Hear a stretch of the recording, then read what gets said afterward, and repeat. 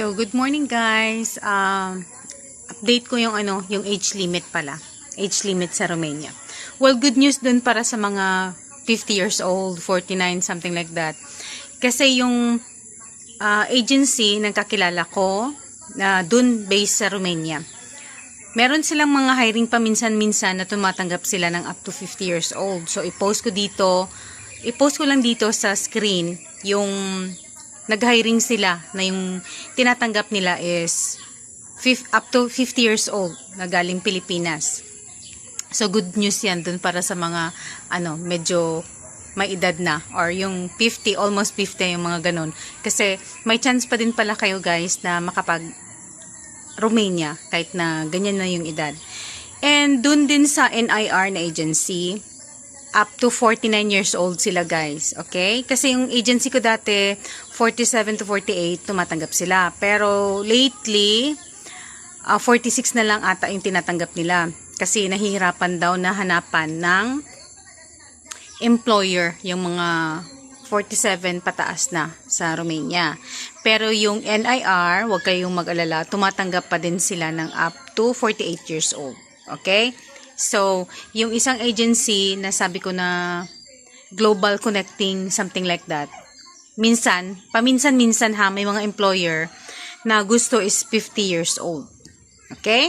So, dun sa agency ko na Jing, up to 46 ngayon. Dati 48, pero ngayon 46 na lang yung tinatanggap. Pero kung 47 na kayo guys, 48, try nyo pa din. Halimbawa, gusto nyo sa Jing mag-apply, yung agency ko. Try nyo pa din mag-apply doon. Malay nyo, baka bigyan kayo ng chance na hanapan kayo ng employer. So, yun, iba't ibang agency, iba't ibang age limit, okay? So, yung pinaka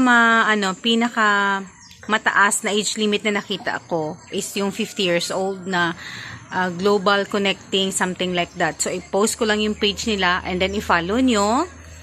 Kasi minsan may mga post nga sila guys na tumatanggap sila ng first timer na mga couple galing Pilipinas, okay? So, sa mga first timer dyan, pwede nyo i-follow yung Global Connecting na agents recruitment. Hindi ko masyadong memorize yung name, pero ipopost ko dito. So, tumatanggap sila ng first timer kasi yung mga ibang agencies, mostly ang gusto nila is ex-abroad yung apply ng Romania. Okay? Ex-abroad na with finished contract. Pero itong sa kakilala ko, kila Ate Ami is meron silang paminsan-minsan na post na for first-timer na galing ng Pilipinas. Siyempre, galing ng Pilipinas talaga, di ba? For those first-timers na gusto mag-abroad. Tapos, couple pa. Minsan ang hinahanap. Okay? So, yun guys. Yun ang update ko dun sa age limit. Yun. Huwag kayong mag-alala kung 48, 49 kayo, 50, kasi may chance pa. Okay? So, dun sa mga interesadong mag-apply, kahit 48, 47 na kayo, o 47, 48, 49, try nyo pa ding mag-inquire. Kasi minsan pag punta nyo ng agency, or pag video call nyo sa agency, looking young, yung mga ganun. Looking young, maliksi.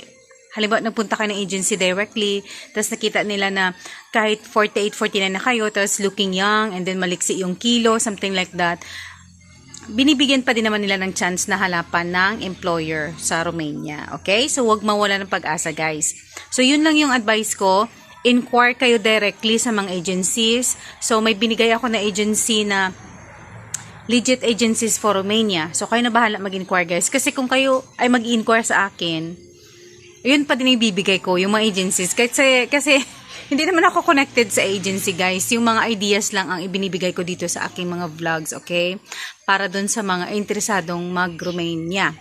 Alright, so klaro na tayo sa age limit. So, mostly pala guys is 30 years old pataas. Pero may chance din na tinatanggap nila yung 28, 29 years old. Kasi may mga kakilala ako na pumunta ng Romania, 28 years old. Pero syempre yung experience niya sa Middle East is parang mga 6 years. Kaya Kaya siya or 6 or 4 or something, 4 to 5 years, something like that. Kaya siya natanggap kahit nag-apply siya nung 28 years old pa lang siya, okay? So there's no harm in trying, guys, sa pag-apply.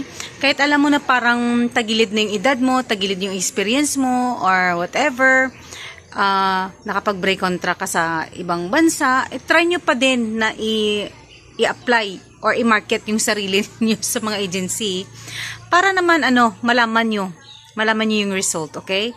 Kasi yung iba kasi, ay sis, overage na ako, ay may break contract ako, something like that.